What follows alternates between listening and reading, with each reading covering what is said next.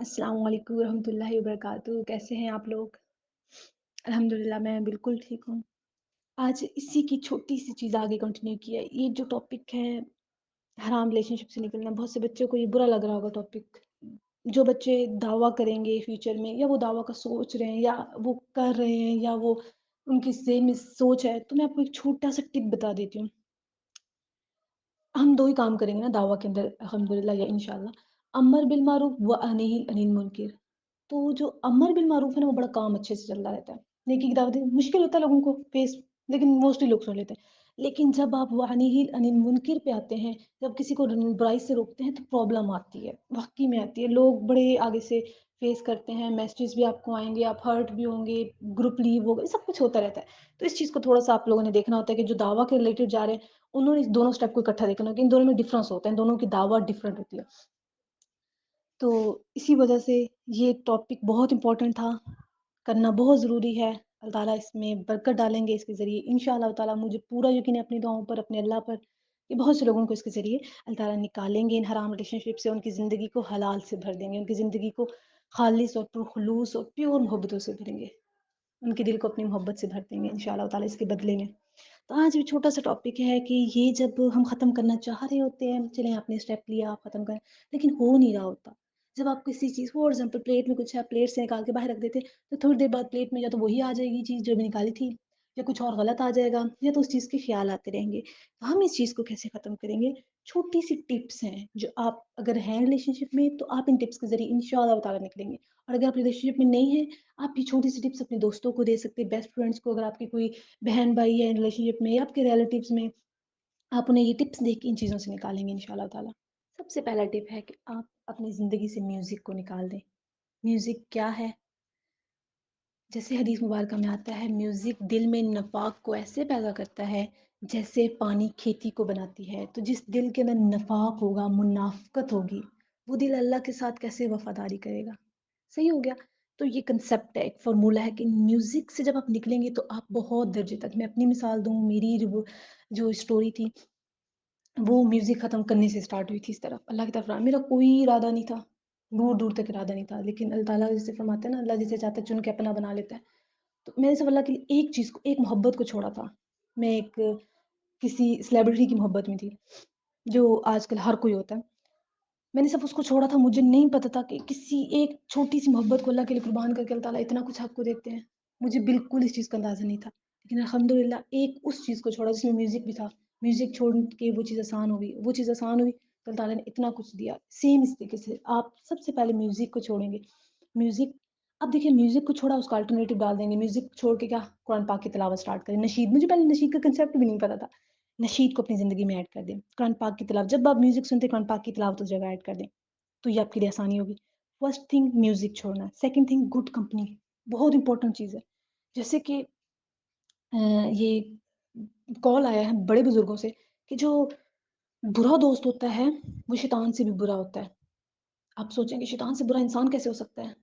ٹھیک ہے، انہوں نے ایکسپلین آگے کیا کہ شیطان آپ کے ذہن میں خیال ڈالتا ہے، وہ آپ کو اٹھا کے گناہ کرواتا نہیں ہے۔ خیال ڈالے گا نماز چھوڑ دو، خیال ڈالے گا میوزک سن لو۔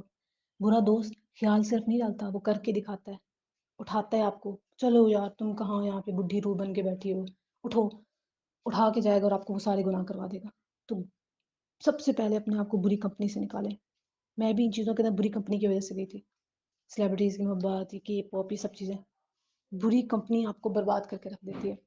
سب سے پہلے اپنی کمپنی چینج کریں، اکیلے رہنا پڑے اکیلے سے، کہ میں اسی طرح جب میں نے بری کمپنی سے اپنے آپ کو نکالا تھا تو میں کیا ہوا تھی، اکیلی ہو گئی تھی، کچھ دن اکیلے رہی تھی سچ میں۔ اس کے بعد اللہ نے مجھے ایسی دوستیں دی الحمدللہ، جو میرے لیے اب جان بھی کیوں، کیونکہ ان کی اور میری محبت سے اللہ کے لیے، انہوں نے میرے لیے اللہ کا راستہ آسان کیا، انہوں نے مجھے بہت سپورٹ کیا الحمدللہ۔ ان کی وجہ سے مجھے بہت کچھ سیکھنے کو ملا، اور اب بھی اسٹل اب میری دوستیں ہیں۔ تو سب سے پہلے اپنی زندگی سے میوزک ختم کریں، اچھی کمپنی کو لے کر آئیں، خراب کمپنی سے نکلیں۔ تھرڈ چیز، اپنی زندگی میں پازیٹیو چیزیں ایڈ کریں، اپنی زندگی کو پروڈکٹیو بنائیں، ڈرائنگ کی طرف جائیں، اپنی اسٹڈیز کو بہتر کریں، اپنے قرآن پاک کو سمجھنا اسٹارٹ کریں، ترجمہ اسٹارٹ کریں، ایکسرسائز بہت زیادہ اسٹارٹ کریں۔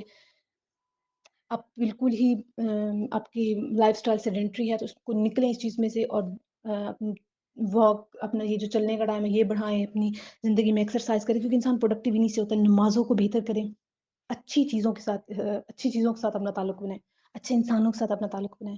فورتھ چیز، تقوی کا کنسیپٹ کلیئر رکھیں۔ قرآن پاک میں سورۃ الرحمن کے اندر اللہ تعالیٰ نے فرمایا کہ جو شخص میرے سامنے کھڑے ہونے سے ڈرا اس کے لیے 2 جنتیں ہیں۔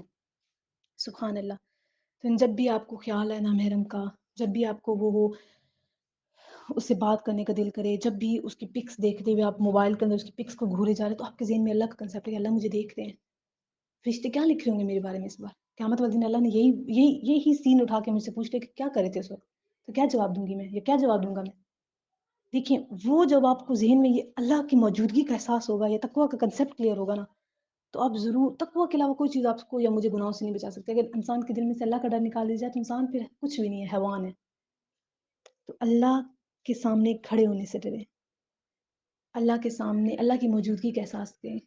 وہ کام ہم اپنے بھائی ابو بہن امی کے سامنے نہیں کر رہے ہوتے، جو نامحرم کے ریلیشن شپ، ان سے بات، ان سے میسیجز، ان کے پکس کو دیکھنا، پکس شیئر کرنا، لیکن ہم اللہ کے سامنے کر لیتے ہیں۔ اس کا مطلب ہے اللہ کی اہمیت ہمارے نزدیک فیملی ممبر سے کم ہے، اللہ کا ڈر ہمارے دل میں فیملی ممبر سے کم ہے۔ قرآن پاک میں اللہ فرماتے ہیں کہ کیا تم نے دیکھا ہے ان لوگوں کو، اللہ تعالیٰ نے قرآن پاک میں فرمایا اللہ تعالیٰ نے کہ بعض لوگوں میں بعض ایسے ہیں جو اللہ کے شریکوں سے اور اللہ کے علاوہ لوگوں سے ایسی محبت کرتے ہیں جو اللہ سے کرنی چاہیے تھی۔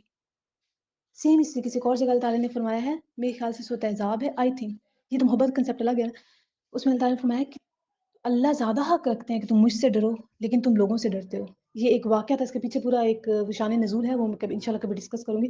مطلب یہ کہ ہم وہ ڈر جو اللہ سے ڈرنا چاہیے ہم کسی اور کو دے دیتے ہیں، تو پھر تو ایسے ہی ہوگا نا، ٹھیک ہو گیا۔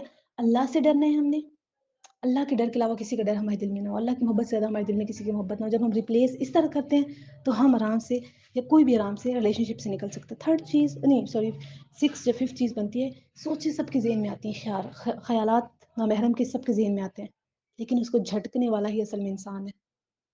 ٹھیک ہو گیا، ذہن کے اندر چیزیں آتی رہتی ہیں، وقت پہ ہے کہ آپ اسے پکاتے ہیں یا اسے ضائع کر دیتے ہیں۔